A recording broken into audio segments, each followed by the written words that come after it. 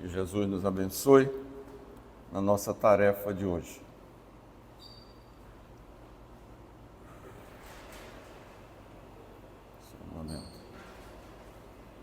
O fato de algumas pessoas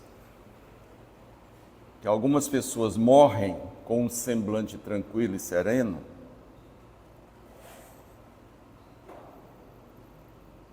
só um minutinho. O fato de acreditarmos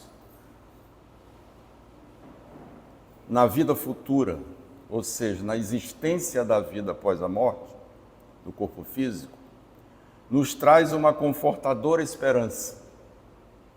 Entretanto, algo ainda nos remete a uma incômoda apreensão quanto ao momento da morte.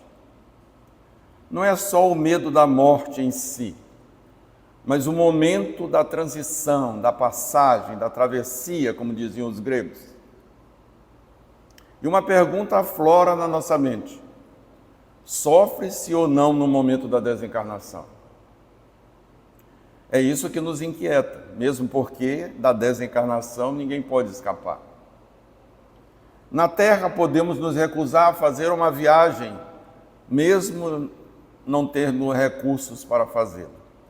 No entanto, no caso da morte, ricos, pobres, cultos, incultos, deverão fazer esta travessia, e caso o momento seja doloroso, nem fortuna, nem condição social, nem cultura poderão amenizar o amargor do momento da morte.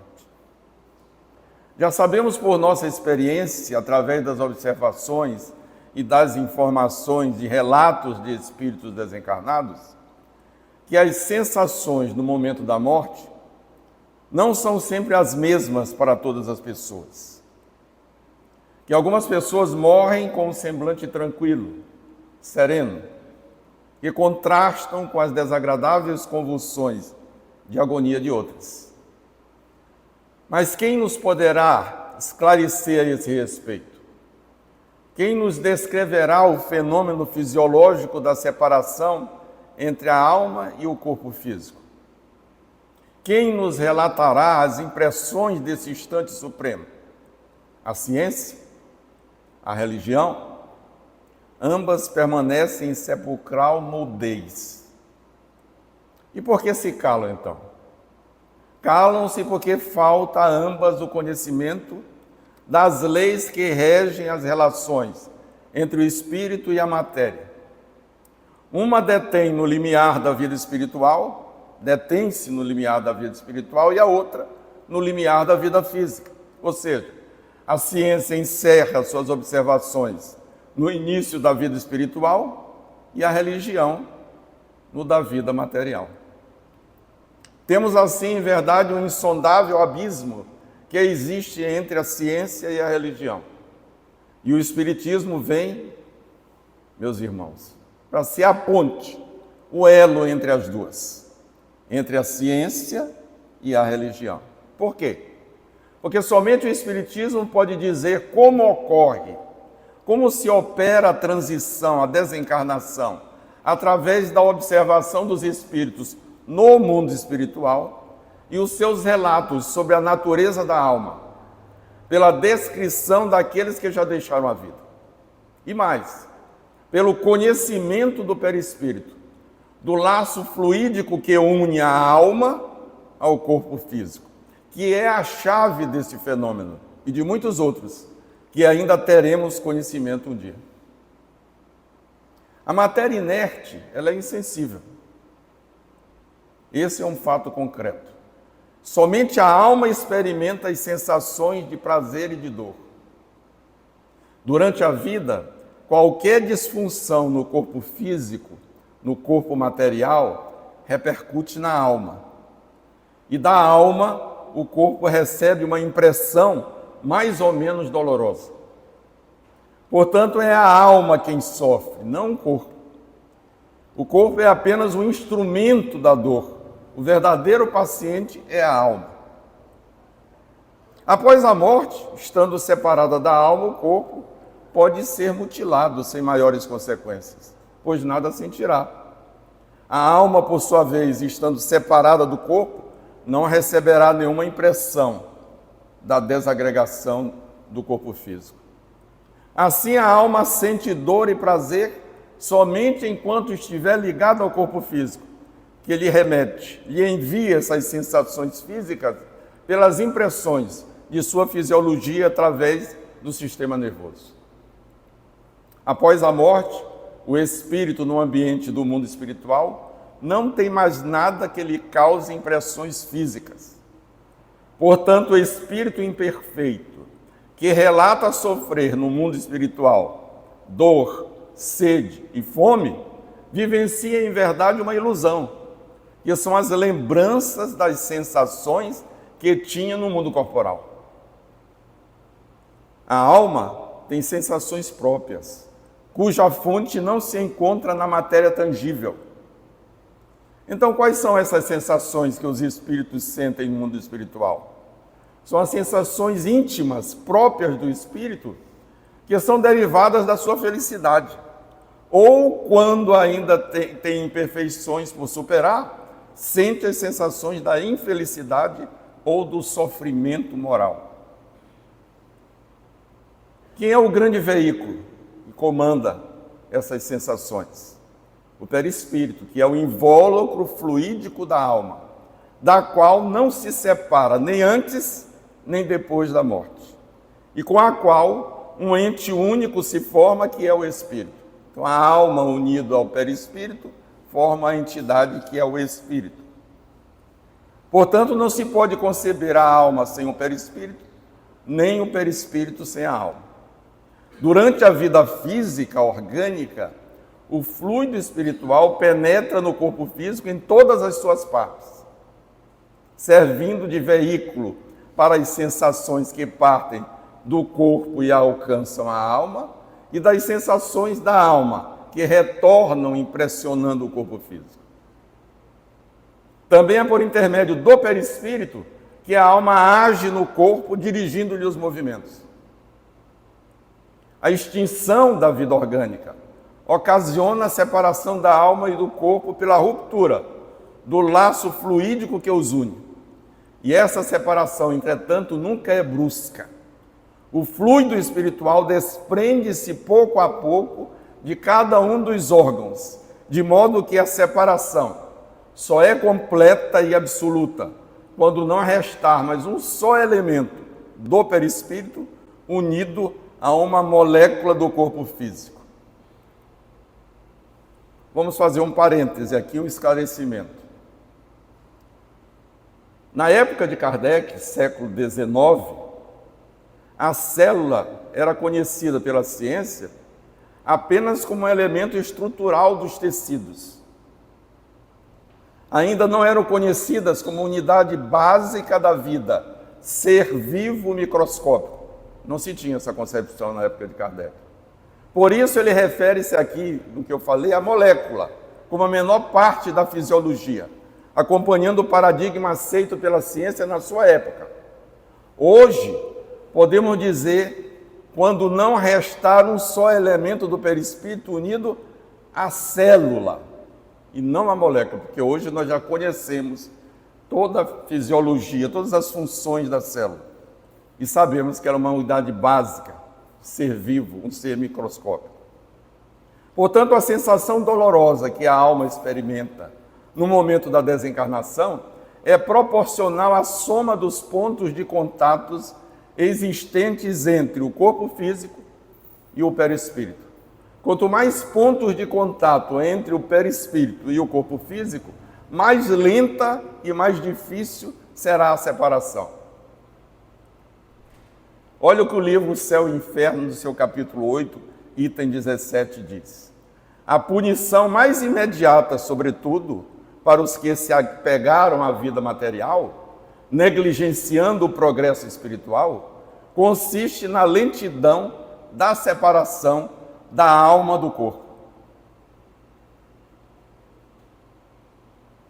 Portanto, não se deve esconder que, de acordo com as circunstâncias, a morte pode ser mais ou menos penosa. Vamos observar agora 4 circunstâncias da separação do perispírito do corpo físico, que podem ser consideradas situações extremas, entre as quais há uma infinidade de gradações. Primeiro caso, se no momento em que se extingue a vida orgânica, o desprendimento do perispírito estiver completamente finalizado, a alma não sentirá absolutamente nada. Se no momento da extinção da vida orgânica, a coesão dos dois elementos, ou seja, a ligação desses dois elementos, perispírito e corpo físico, apresenta-se ainda em pleno vigor, produz-se uma espécie de ruptura que imprime uma sensação dolorosa na alma. Terceiro, se essa ligação, se essa coesão é fraca, a separação é fácil, transcorrendo sem choques. Quarto, tendo a vida orgânica cessado por completo, se ainda existirem numerosos pontos de contato entre o corpo físico, o corpo material e os fluidos espirituais que partem do perispírito, a alma poderá sentir os efeitos da decomposição do corpo até que os pontos de contato entre o perispírito e o corpo físico estejam inteiramente desfeitos. Desta forma, o sofrimento que acompanha a morte está subordinado à força de aderência que une o corpo físico e o perispírito.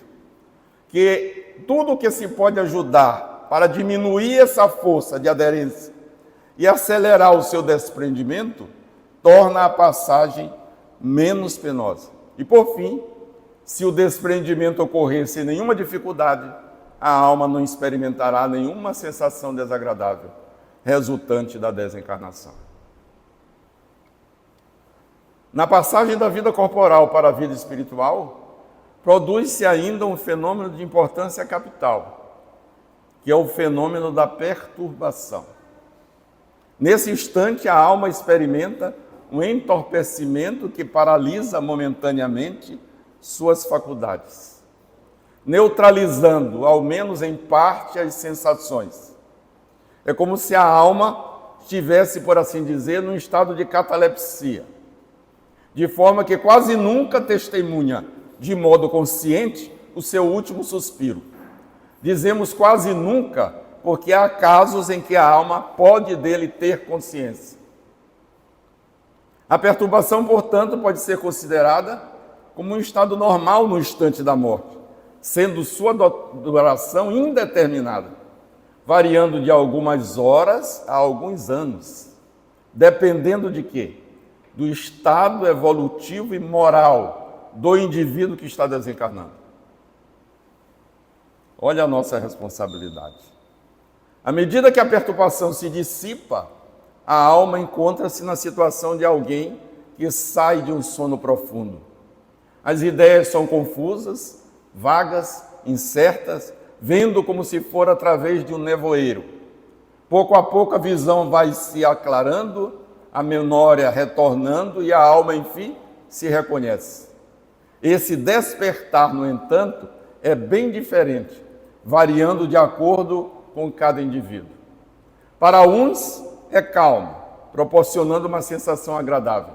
Para outros é repleto de terror e de ansiedade, como se fosse um terrível pesadelo. O momento do último suspiro não é, portanto, mais penoso, porque, em geral, a alma não tem consciência de si mesma. Mas antes do último suspiro, a alma sofre por conta do declínio orgânico, durante as convulsões da agonia e depois pelas angústias da perturbação. Já sabemos que essa situação não é geral e que a intensidade e a duração do sofrimento, como dissemos anteriormente, são proporcionais à afinidade existente entre o corpo físico e os fluidos perispirituais que partem do perispírito. Quanto maior essa afinidade, mais longos e penosos são os esforços do espírito para se desprender dos laços que ainda os unem ao corpo físico. Mas há pessoas nas quais essa coesão, essa ligação ou seja, os laços, a aderência que une o perispírito ao corpo físico, é tão fraca que o desprendimento se faz por si só e de maneira absolutamente natural. Ou seja, o espírito separa-se do corpo como um fruto maduro desprende-se do seu caule. É o caso das mortes calmas, serenas, com despertares pacíficos. O que é que determina esse tipo de desencarnação calma e serena? O estado moral da alma é o principal fator determinante da maior ou menor facilidade de desprendimento.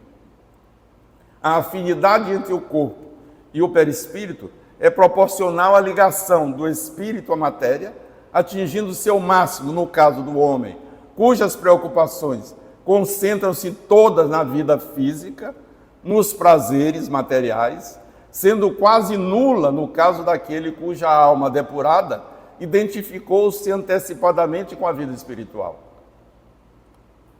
Sabendo, portanto, que a lentidão e a dificuldade do desprendimento são proporcionais ao grau de depuração e desmaterialização da alma, depende absolutamente de cada um de nós tornar a nossa desencarnação mais ou menos fácil ou penosa, agradável ou dolorosa. Aqui uma observação oportuna. A constituição do corpo físico é a mesma para todos, porque nós somos semelhantes. O que nos diferencia realmente é o perispírito, que é mais denso e próximo do mundo corporal para os espíritos inferiores, mas que se torna menos denso, desmaterializado, sutil, proporcionalmente à evolução espiritual do ser. Quanto mais aperfeiçoado o espírito, mais desmaterializado será. Portanto, terá maior liberdade, maior mobilidade, mais leveza, mais luminosidade, mais expansibilidade do seu perispírito. Assim, no mundo espiritual, o espírito elevado tem melhores recursos para interagir e atuar no bem. Agora vamos examinar a influência do gênero de morte sobre as sensações da alma no processo da desencarnação. No caso da morte natural, a que resulta da extinção das forças vitais por conta da idade ou da doença, o desprendimento transcorre gradualmente. No caso do homem cuja alma é desmaterializada, cujos pensamentos estão desligados das coisas terrestres, o desprendimento processa-se quase que por completo, até mesmo antes da morte real. O corpo ainda vive a vida orgânica, mas a alma já passou para a vida espiritual, estando presa ao corpo somente por um laço muito tênue, que se rompe facilmente ao último batimento do coração. Nessa situação, o espírito já pode ter recuperado a sua lucidez, sendo testemunha consciente da extinção da vida do seu corpo, do qual se sente feliz de se libertar. Para tal espírito, a perturbação é quase inexistente, não sendo mais do que um momento de sono tranquilo, de que emerge com indizível impressão de felicidade e de esperança. No caso do homem apegado à matéria e à sensualidade, aquele que viveu mais através do corpo físico do que do espírito, e para quem a vida espiritual nada representa, nem sequer uma realidade no seu pensamento, tudo contribuiu para fortalecer os laços cada vez mais que ligam a matéria. Nada os tendo atenuado durante a sua vida. Ao aproximar-se o momento da morte, o desprendimento também transcorre gradualmente, porém, mediante esforços contínuos. As convulsões da agonia representam o indício da luta, porque está passando o espírito. Algumas vezes lutando para romper os laços que lhe oferecem resistência, ou ao contrário, agarrando-se outras vezes ao corpo físico que não deseja abandonar. Entretanto, uma força irresistível arrebata-o, desliga-o fragmento a fragmento. O espírito encontra-se tanto mais apegado à vida corporal, quanto menos ele vislumbra a vida espiritual. Sente que ele escapa à vida e deseja ardentemente retê-la. Ao invés de se entregar ao processo desencarnatório, resiste com todas as forças, podendo assim prolongar a luta por dias, por semanas ou meses inteiros. Nesse momento, o espírito não goza de toda a sua lucidez.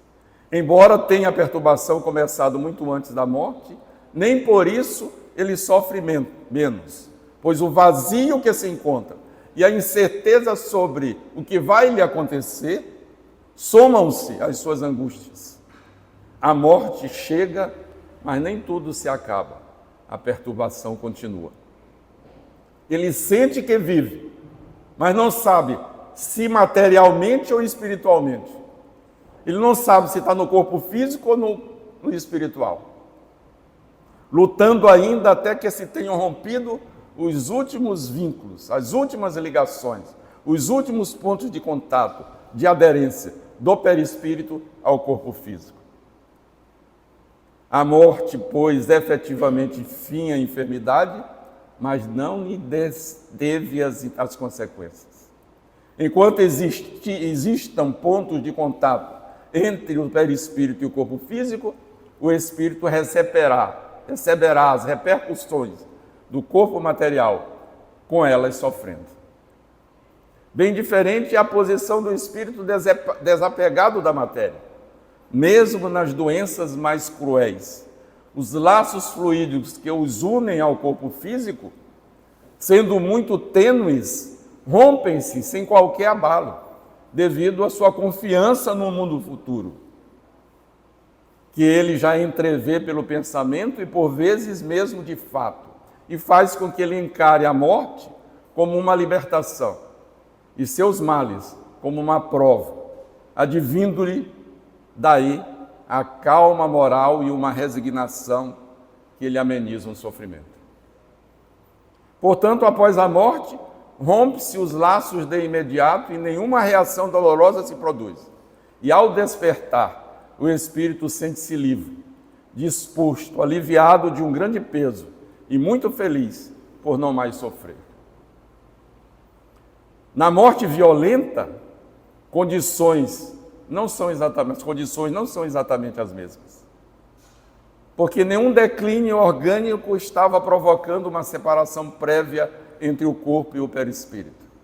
A vida orgânica estava em sua plenitude. Subitamente é interrompida. Nesse caso, o desprendimento do perispírito começará após a morte. E como nos outros casos não pode acontecer instantaneamente, o espírito, pego de surpresa, encontra-se atordoado. Ao perceber que pensa, acredita que ainda está vivo. E essa ilusão vai demorar até que ele se dê conta de sua situação. Essa explicação que eu acabei de falar está no livro O Céu e o Inferno, a Justiça Divina segundo o Espiritismo. Tenho que falar na obra original de Allan Kardec, de 1865. Item 18 do resumo da Lei de Justiça Divina, no capítulo 8. Um fenômeno muito frequente nos espíritos de certa inferioridade moral consiste em acreditar que ainda estão vivos. E essa ilusão pode prolongar-se durante anos, ao longo dos quais experimentam todas as necessidades, todos os tormentos e todas as perplexidades da vida. Esse estado intermediário entre a vida corporal e a vida espiritual é um dos mais interessantes para nós estudarmos, porque apresenta o singular espetáculo de um espírito que confunde seu corpo fluídico com o seu corpo material. Ele não sabe se morreu, experimentando assim todas as sensações da vida orgânica que já se extinguiu. Mas seu perispírito é tão denso, tão materializado, que ele acha que ainda está no corpo físico. Esse estado nos oferece uma variedade infinita de nuances, conforme o caráter, o conhecimento e o grau de adiantamento moral do espírito. É de curta duração para aqueles cuja alma está purificada, porque entre estes já há um desprendimento antecipado, cujo transcurso à morte, mesmo a mais súbita e violenta, nada mais faz que apressar. Em outros pode prolongar-se por anos. Esse estado é muito frequente, mesmo nos casos de morte comum. E para alguns, nada tem de penoso, segundo as qualidades do espírito. Mas para outros, é uma situação terrível. É no suicídio, principalmente, que essa situação é mais dolorosa.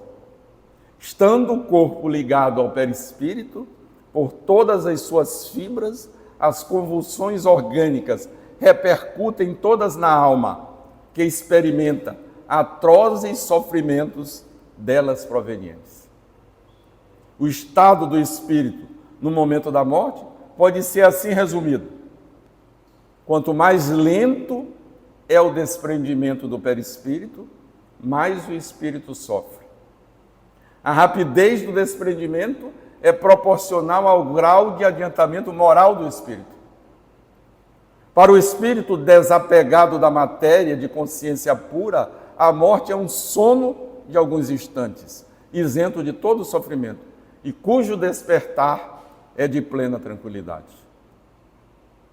Para que se trabalhe pela própria depuração, reprimindo as más tendências e superando as paixões, é preciso ver as vantagens de tal ação no futuro, para identificar-se com a vida futura, dirigindo-lhe as aspirações e preferindo-a à vida terrestre. É preciso não apenas nela crer, mas compreendê-la. Não é a fé dogmática, cega, que vai levar a essa compreensão. É uma fé raciocinada, fruto de estudo, de compartilhamento, de leitura. Sim, porque ninguém aprende doutrina espírita sozinho. Tem de se compartilhar com outros, tem de saber ouvir outros.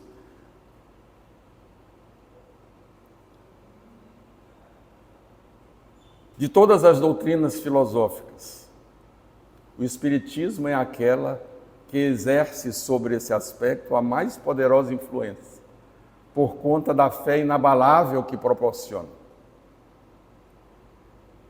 É preciso concebê-la de forma satisfatória, esse conteúdo da doutrina, para a razão, em completo acordo com a lógica, com o bom senso e com a ideia de que se tem da grandeza, da bondade e da justiça de Deus. É preciso isso, senão a gente vai ter uma fé rasa, cega, e acaba por não ajudar-nos, porque a fé cega não faz com que a gente compreenda nada, nem entenda nada. O espírita sério não se limita a crer. Ele crê porque compreende porque dialoga com a razão. A vida futura é uma realidade que transcorre continuamente sob sua vista. Ele a vê e a toca, por assim dizer, em cada uma de suas fases, não podendo, a dúvida, encontrar guarida em sua alma. A vida corporal para ele passa a ter uma importância relativa, de tão limitada diante da vida espiritual, que é a verdadeira vida, que é a nossa essência. Daí a pouca relevância que dá aos incidentes do caminho, assim como sua resignação diante das dificuldades cuja causa ele compreende. Sua alma se eleva pelas relações diretas que mantém com o mundo visível. Enfraquece-se os laços fluídicos que o ligam à matéria, ocorrendo assim um desprendimento parcial, antecipado, que facilita a passagem desta para outra vida. A inevitável perturbação da transição é de curta duração, porquanto tão logo seja transposto o limiar, o espírito se reconhece. Nada lhe é estranho, dando-se conta de sua situação. Desculpe-me, mas há muitos anos não vemos espíritas assim. Talvez tenha um ali, aquele primeiro que está lá, chamado Júlio Luz de Carvalho. acho que foi, até hoje, o único espírita verdadeiro que eu conheci. Falar nisso, há poucos dias eu sonhei com ele. Me olhando e olhando para ele, não me disse nada, nem eu a ele, mas o rosto perfeitamente, até aquele bigodinho que ele tinha com aquele sorriso. Seguramente o Espiritismo não é indispensável para esse resultado. Aqui é que é o importante. Não é que você tem que ser espírita para isso, não. O Espiritismo tampouco tem a pretensão de ser o único a garantir uma boa desencarnação. Mas convenhamos, a facilita pelos conhecimentos que proporciona, pelos sentimentos que inspira e pela disposição em que coloca o espírito, fazendo-o compreender a necessidade de aperfeiçoamento. Portanto, não permita que o império das coisas materiais, dos prazeres desequilibrados, obliterem os nossos sentimentos de espiritualidade, os únicos capazes de nos conduzir à verdadeira felicidade. E esse sentimento de espiritualidade, a pessoa não precisa ser necessariamente espírita. Ele pode ser até um ateu e ter um sentimento de espiritualidade muito maior que a maioria das crenças que se propagam atualmente. Mas, como já disse, é na doutrina que eu acho que há o maior acolhimento e facilita o conhecimento, que nos proporciona esses sentimentos, que nos inspira pela disposição em que se coloca o espírito, fazendo compreender a necessidade de se aperfeiçoar, de se modificar. É uma luta diária. Gente, nós não podemos perder mais um segundo. É uma luta diária. Pensou errado, substitui o pensamento. Veio de novo, canta. Veio de novo, toma um banho. Faz uma oração. Luta. Tem uma música chula? Não ouça. Apague da sua mente. Cantarola outra que você gosta e que seja de bom teor. Vocês já imaginaram a atmosfera do planeta? A psicosfera do planeta, o que está em volta de nós, o que está aí na rua, os sons, tudo. Depende de nós, dos nossos pensamentos, sentimentos, palavras, atitudes. Seja útil. Então, além disso, o Espiritismo dá a cada um os meios de facilitar o desprendimento dos outros espíritos, no momento em que eles deixam o seu invólucro terrestre, e de abreviar a duração da perturbação através da prece. Nós temos o conhecimento da prece. A prece sincera, a prece que vem do coração. Através da prece sincera, que é uma magnetização espiritual, provoca-se uma dissolução mais célere do fluido perispiritual do corpo físico. Há poucos dias, 2 semanas, eu recebi um telefonema dizendo: Sérgio, eu queria que tu desse um passe na nossa colega que está em coma.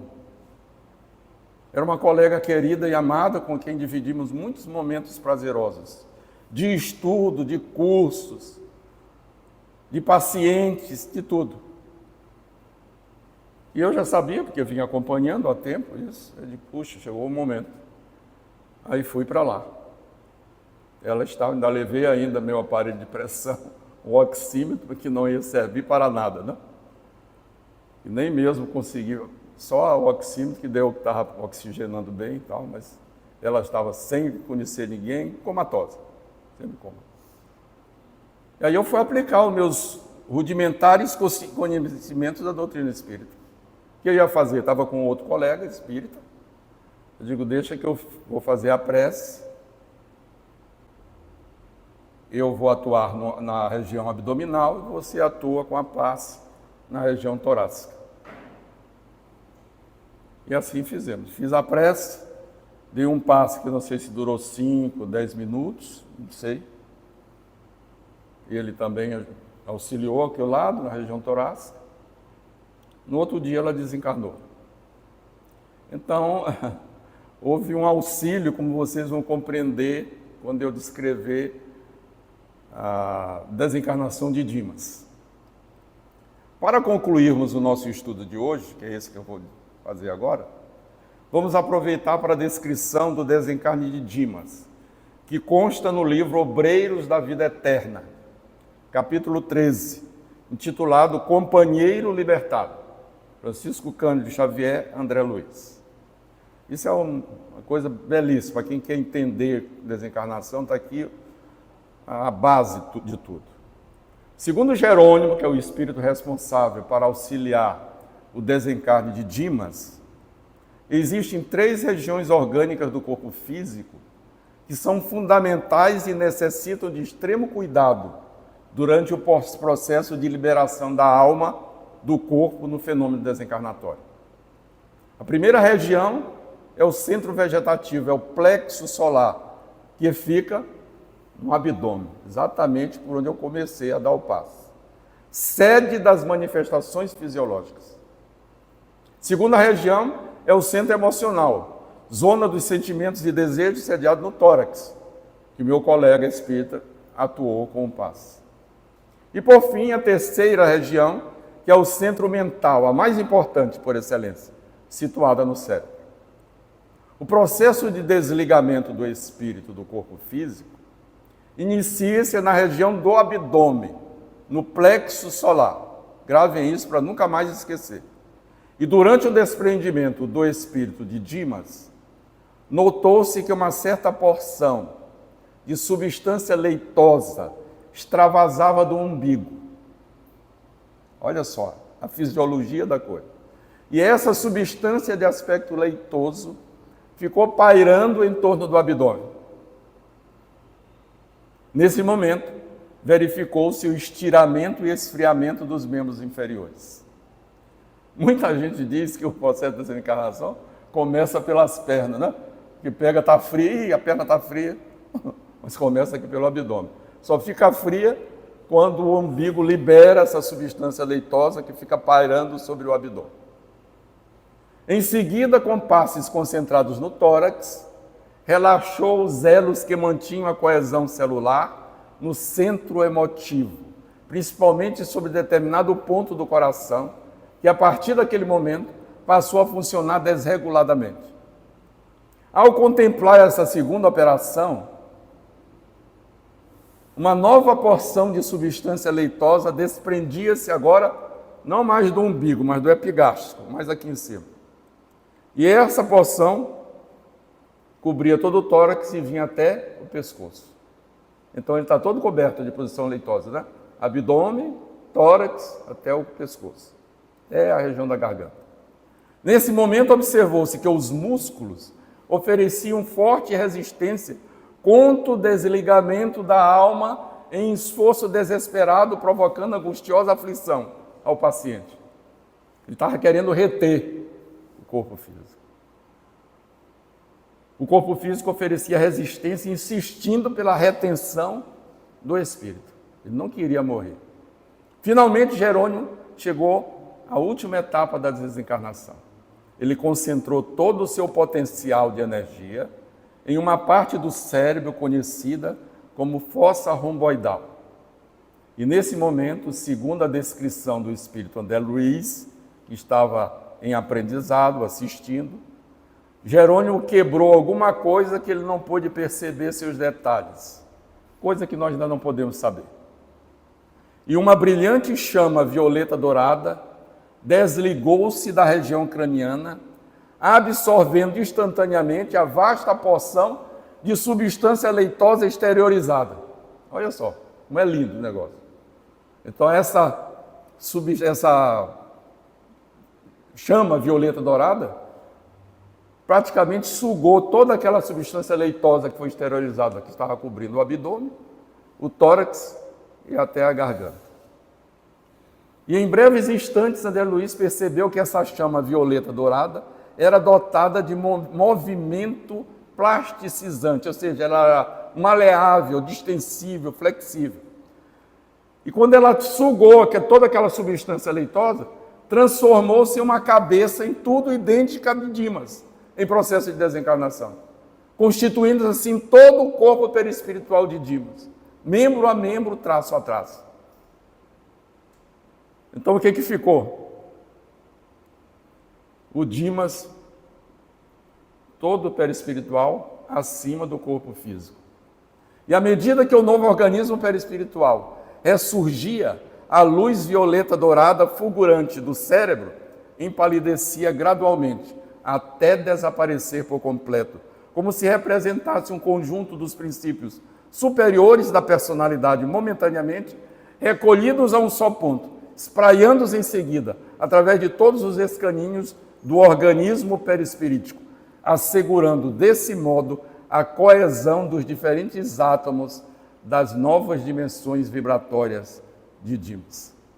Então, Dimas desencarnado elevou-se alguns palmos acima de Dimas cadáver, apenas ligado ao corpo através de leve cordão prateado, semelhante ao sutil elástico, entre o cérebro de matéria densa, abandonado, já morto, e o cérebro de matéria rarefeita do organismo liberto, que era o espírito com a sua constituição perispiritual. Opa!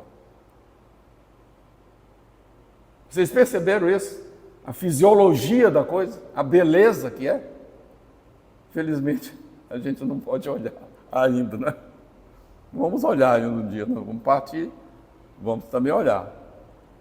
Para os amigos encarnados, Dimas morrera inteiramente. Mas para os amigos espirituais, a operação de desencarnação ainda estava incompleta.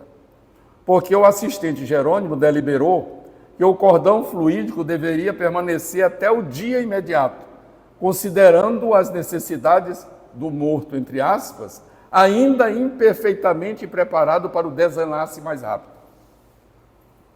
Então ele disse: amanhã, disse Jerônimo, cortaremos o fio derradeiro que o liga aos seus despojos, antes de conduzi-lo a abrigo conveniente.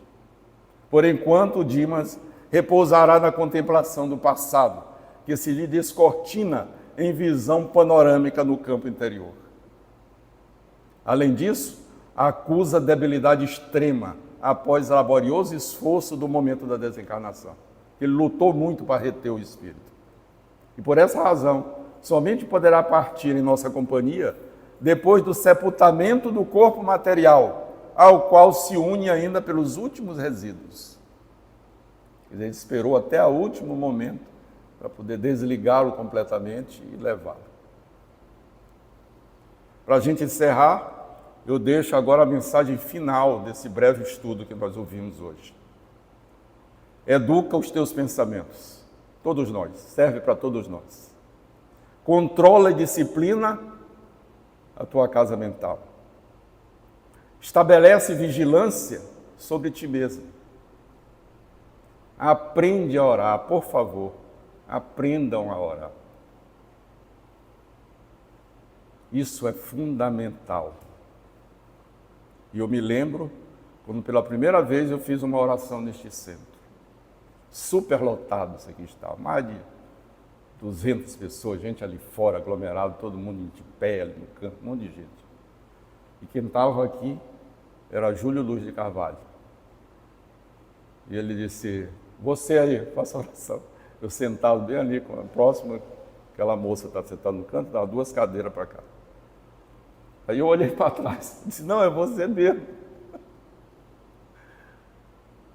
Eu não sei de um que eu disse, que foi a primeira oração que eu proferi na doutrina espírita. Então aprende a orar. Estabelece sintonia vibratória através de pensamentos, palavras e ações com o Evangelho de Jesus. Façam o Evangelho, por favor. Se não os outros da casa não quiserem, faça só. Eu faço sozinho há anos, todos os dias. Quando posso. Nessa semana eu não pude, porque meu neto está aí e toda hora, vovô, e eu não posso. Trabalho digno e honesto. Estuda, raciocina, compartilha. Ninguém aprende doutrina espírita só. Serve sempre e seja útil. São sugestões para nós vivenciarmos aqui e agora, nesta jornada, para nada temermos no momento da desencarnação e encontrarmos a paz na vida espiritual. Que assim seja.